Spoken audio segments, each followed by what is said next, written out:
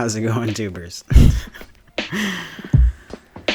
Gabe here, coming in from Skeleton Crew, and it's been a minute. It's been a few weeks, I guess. Yes. I have just kind of been figuring life out, figuring out my next step. While the figuring out has commenced, excuse me, I had a sneeze attack before recording, so like I'm a little right before spring, especially around this time of year. My allergies decide to go nuts on me. It's a wonderful time. It's a magical time.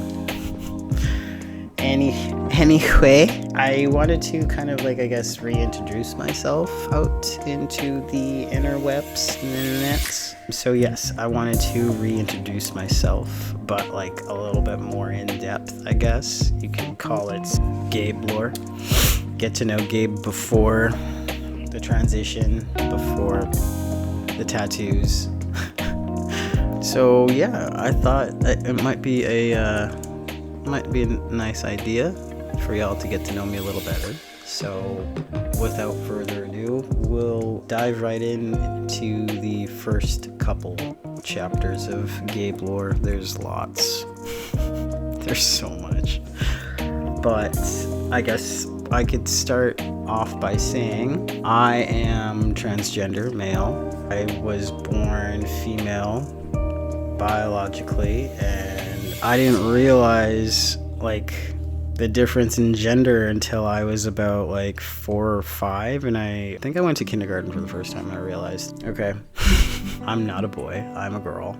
And that mortified me because I felt super weird about it. Really weird about it. And I remember going home from kindergarten one day and telling my mom, I'm like, yeah, no, I want to be a boy. My name, you can call me Sunny. Of all names, I'm not sure why Sunny, but yeah, I was just like, call me Sunny. My mom was not, I don't remember her being happy about it. Excuse me 1 minute.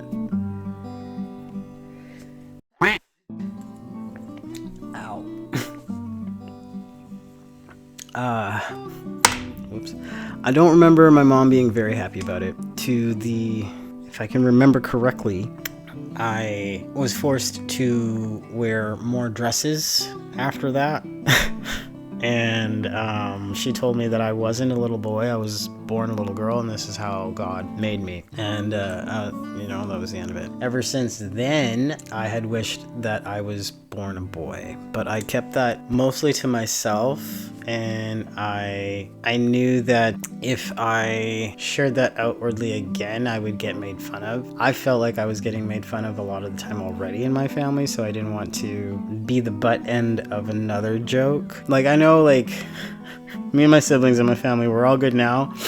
Don't get me wrong, we all love each other, and they accept me and they love me. Back then, it was, like, growing up in the 90s, if you were like different, you got made fun of. So I didn't try to stand out. I wanted to be invisible. So I did as I thought what little girls did. I copied everybody around me. It was uncomfortable. I was very uncomfortable a lot of the time.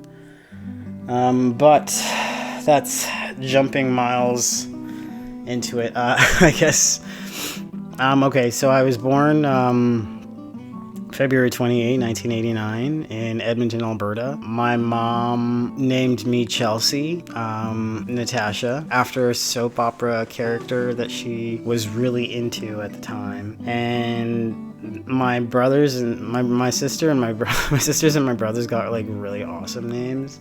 I got Chelsea, so I didn't like that name. I very much despised that name. Yeah, no, I was very aware after that point that I was supposed to be a little girl, but I still very much loved boy toys. I wore a tracksuit almost every day. I really hated wearing dresses. I would be like forced to wear them. Super uncomfortable. You can't really sit very well in them, and for me, I didn't like them. My sisters loved it, and for years I would continuously hide that part of myself because it wasn't seen as a good thing in my family. So I very much hid that for years until how old was I? Sorry about that. Let's see. Definitely hiding that part of myself for years until I went to start exploring my sexuality. I thought I was a lesbian for a very long time.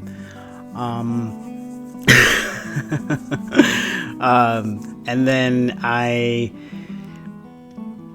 met my ex, Tawny.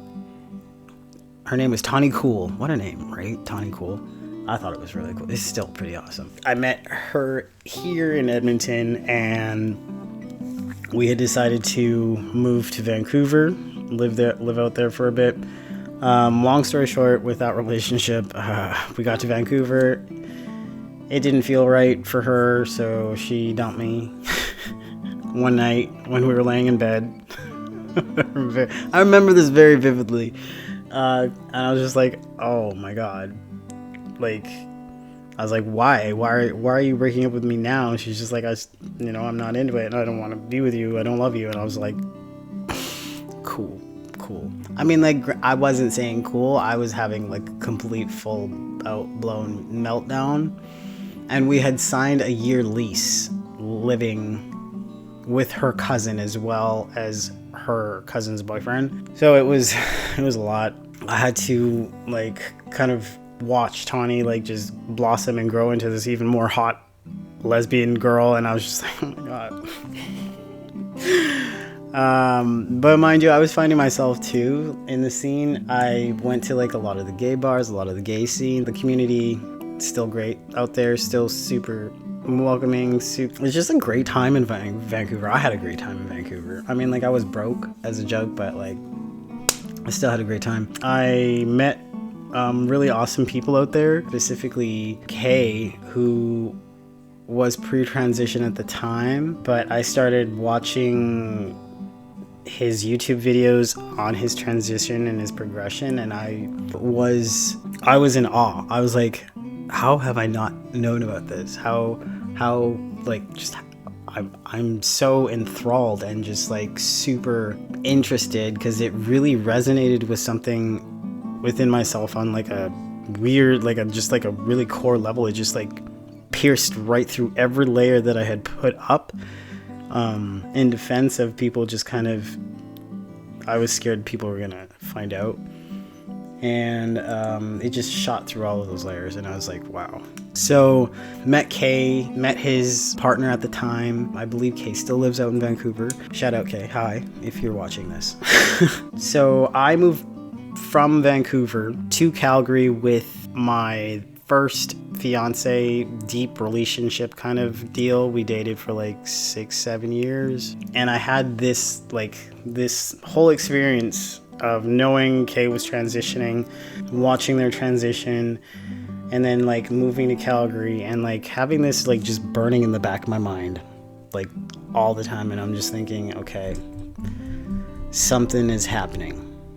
So I keep watching Kay's transition, and it dawns on me, and I'm like, oh my god, yeah, I'm transgender. So I was like doing my research, and I found out that there was a resource in Calgary for people that were going, through transition, and you would talk to a psychologist. They would put you through an assessment and evaluation for your steps into your trans journey. And I'm getting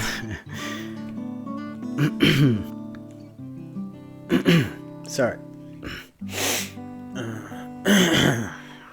get a little emotional just remembering everything.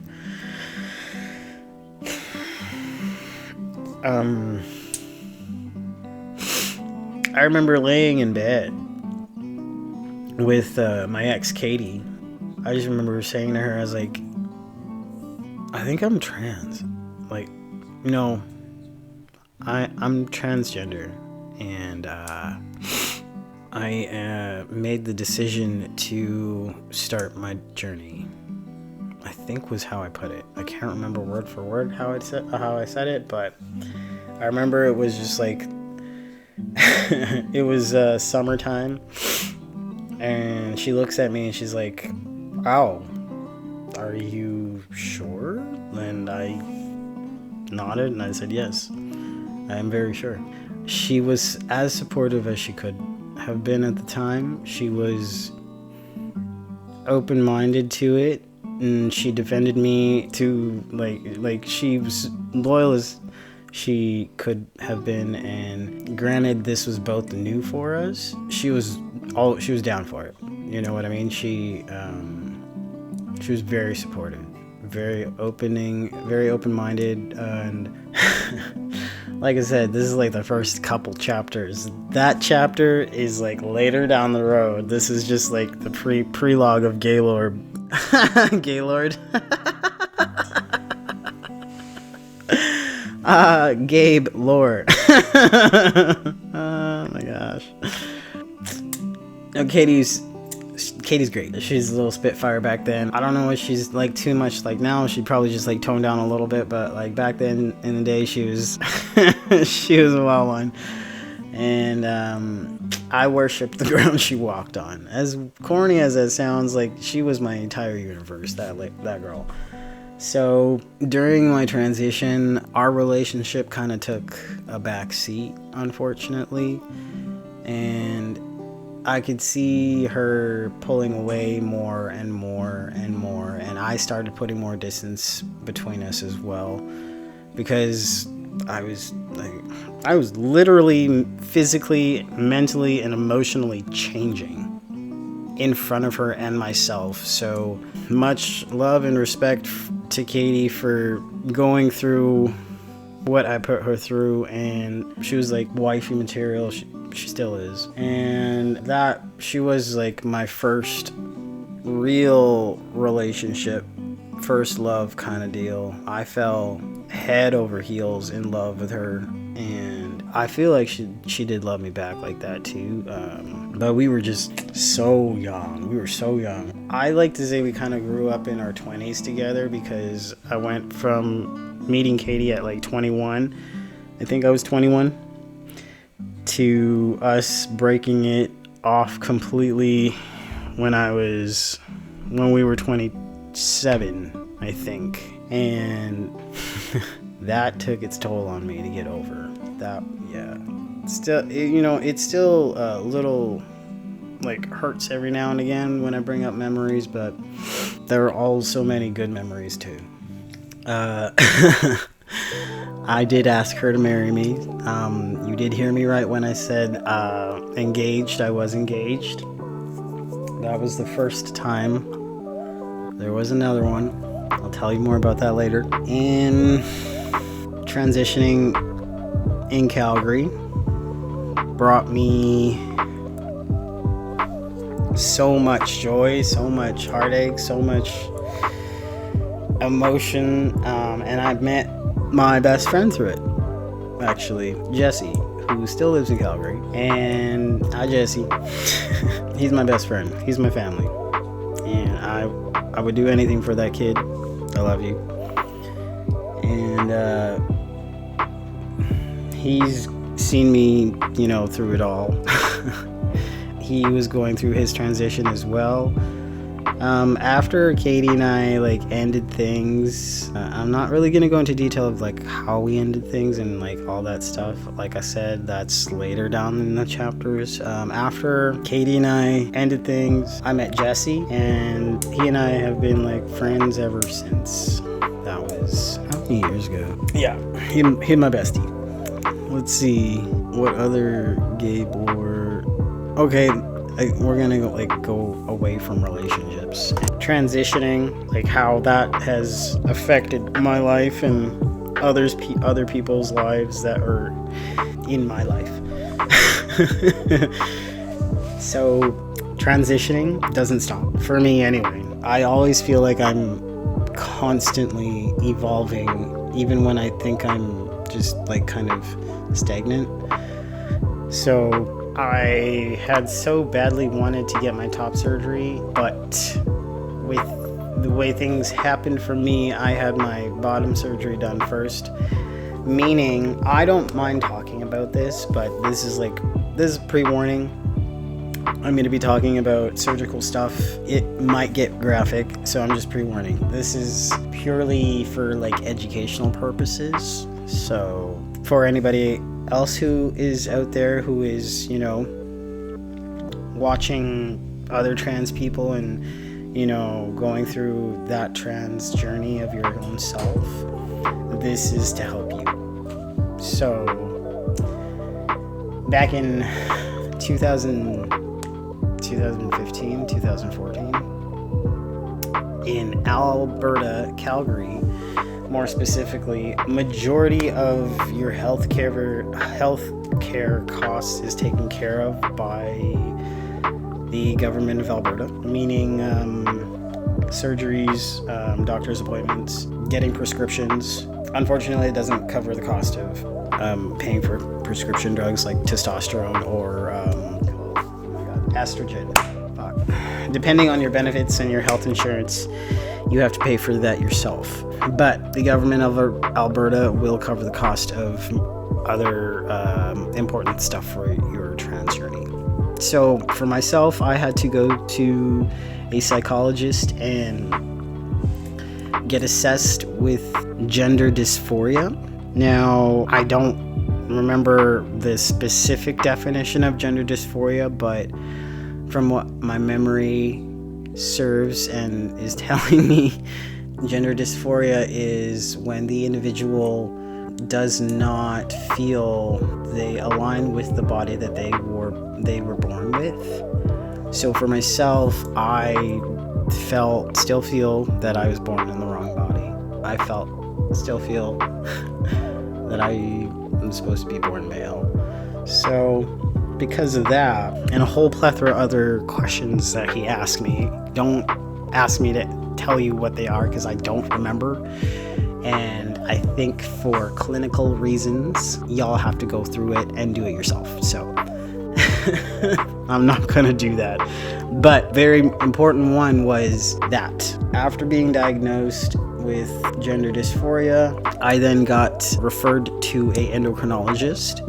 So an endocrinologist is a doctor who specializes in hormones specifically for your body. So they started me on 0.3 milligrams every week of testosterone, injection intramuscular. So I had to inject it in my butt, and I was ecstatic. Now, going from talking to a psychologist to talking to an endocrinologist and then getting your hormones and getting your first injection or taking your first dose, my whole timeline, like it went from, I had to wait I think like 2 months to get in to see a psychologist, and then from that point on I got put on a wait list to go and see an endocrinologist, and I think that was a year that I had to wait for that. And then during that time, I was put on another wait list for my bottom surgery, and then put on another wait list for my top surgery. So how it works in Alberta, for them to cover the cost of the surgeries, I get put on a wait list of different like insurance carriers to cover the cost of all of the surgeries. So it was 7 years in total that I had to wait for for almost major surgeries to get done. So double mastectomy and then a hysterectomy. So I got my hysterectomy done first, but before that I was on testosterone for 3 or 4 years. So waiting that long not only proved and validated within myself and other people that were doubting me that this was just a phase. It wasn't a phase. Trust me. I got evaluated by a fucking a doctor. So many doctors evaluated my brain to tell me, yeah, you have gender dysphoria. This is what's in treatment for you to help you feel like your most genuine self, so you don't in turn like just not have a good time on earth. You know what I mean?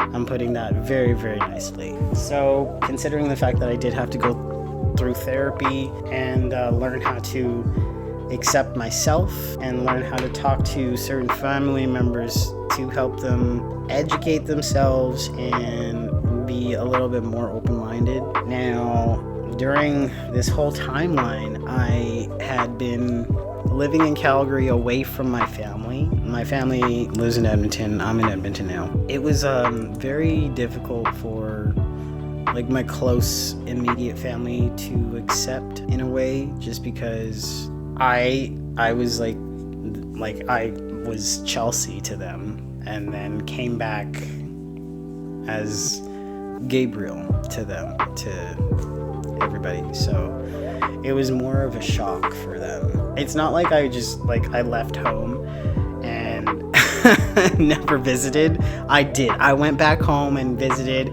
Like, my sister got married. I came home. My sister had a baby. I came home. I came home for I tried to come home for holidays and life, family event stuff, and doing all that traveling back and forth just made me realize how much of my family I actually really missed. So I had made the decision to move back to Edmonton, and I'm happy that I did. It was still a little bit more of a shock for my sister Mariah, because her and I used to be really, really close. And, she saw me as her big sister. She kind of I don't know, to put it bluntly, I was another maternal figure for her. And I kind of just flipped a switch in a way. And hey, this is actually me, and I'm sorry that I put on this whole different persona and mask. But back then, it was out of necessity to survive, because I didn't know another way to be. I didn't realize that there was another way to be me. So it was a little bit hard for them to accept at first, and then everybody slowly started to come around and stop calling me Chelsea, and they started calling me Gabriel, and using proper pronouns, which is really nice to hear. I still get super surprised when people call me sir. I'm like, oh yeah, right, that happened. And it's a nice little sprinkling of sugar on my day. It's nice. So it's been up and down. It's been up and down. And I'm not saying that a lot of family members will understand. I did get lucky, and eventually my family came around full circle and just embraced me and just loved me for who I am, and I'm very lucky and I'm very blessed that they did that. It's not the same situation for a lot of trans people out there. Some trans folks don't have that family that'll back them up and support them and love them for who they are. And I feel for you, and I accept you. I love you. I don't know who you are, but I love you. So I am sorry that your family doesn't see you for who you truly are. I'm sorry. But I do, and I love you, and I really, really want you to stick around, because you make our world so much better and so much more beautiful. That's a lot of Gabe lore, actually. The more I say Gabe Lore, the more I hear Gaylord in my brain. So I'm gonna call it Gabriel Lore. There we go. That's better. That sounds better. So yeah, bottom surgery. I went a little bit off topic there. Sorry. Bottom surgery came around first. I was on testosterone for about 3-4 years before that. Voice dropped so fast within the first 2 months of being on testosterone. My Shark Week disappeared within the first month. I didn't have it ever again, and I'm so lucky that I didn't, because some trans men still have their period whilst they're still on testosterone, because I had my Shark Week. My Shark Weeks were bad. Oh my god, they sucked the life out of me. They drained me. I feel like I'd be murdered. It just so sucked eggs, and I hated it so badly.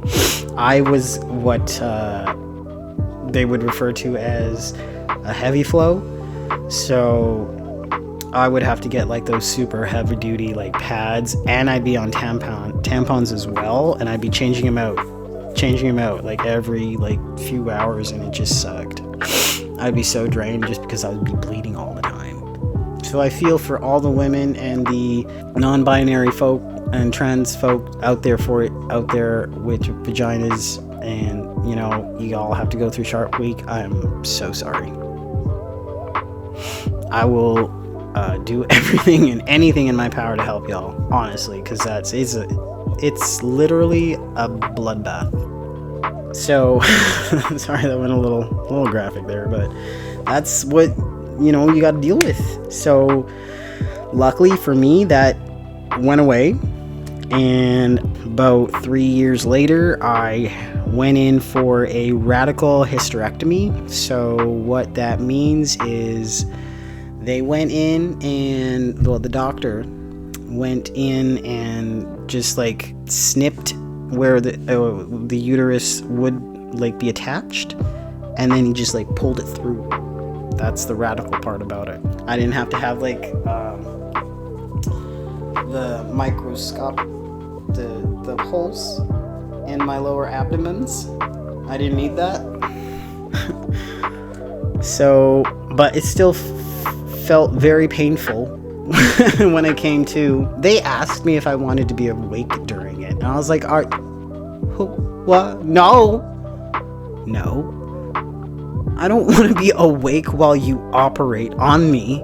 No, I'm not that curious. So they knocked me out. I don't want to see that. I mean, like, don't get me wrong, I like watching ER stuff, but nope, not on myself. So I woke up, felt like I got hit by a truck. My lower parts. I was out of commission for about 2-3 weeks until I was able to go to the bathroom by myself, which I'm very proud to say that happened as soon as I got home. And yeah, when you have to stay overnight in the hospital, they purposely wake you up as soon as you fall asleep. Did you know that? I didn't appreciate that either. I'm pretty sure I got mad at the nurse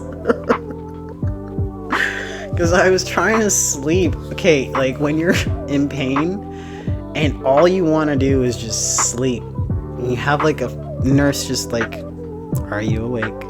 Are you alive? Good. Okay, bye. Yeah, I got mad. I was like, I am. Can I just sleep, please? She's like, I have to wake you up just to make sure. Okay, cool. I'm not gonna be very happy about it. Luckily, my ex and my sister were there at the time to help me get better, help me heal. So that went off without a hitch, and I healed within 2-3 weeks. Then I waited 5 more years for my top surgery. Now, granted, I was supposed to have my top surgery like 2 years after my bottom surgery, but I had been without a phone and without like job stuff, life stuff for when they were trying to get in contact with me. So when I had finally gotten in contact back with the psychologist and all of my team of doctors, they put me on another new wait list, and I had to wait 2 more years, 3, I think. No, it was only 2 for my top surgery, which was what I had been initially waiting for ever. So that happened in 2020, July 2nd. Wow, I can't remember. I remember the date. I remember why I remember the date, because it was like 2222, repeating numbers, and I was just like, interesting. I had gotten my top surgery done in Calgary. Yes, I'm holding a ruler. I had gotten my top surgery done in Calgary, but I was living in Edmonton at the time because I had already moved. I had made the decision to move back to Edmonton to be closer to my family. and during which I had met my other ex-fiance. God, I really am, Ross. But I never made it down the aisle, so I'm not. I met my other ex-fiance during that time, and she and I drove down to Calgary together when my surgery date had come, and it was only a day surgery, like in and out.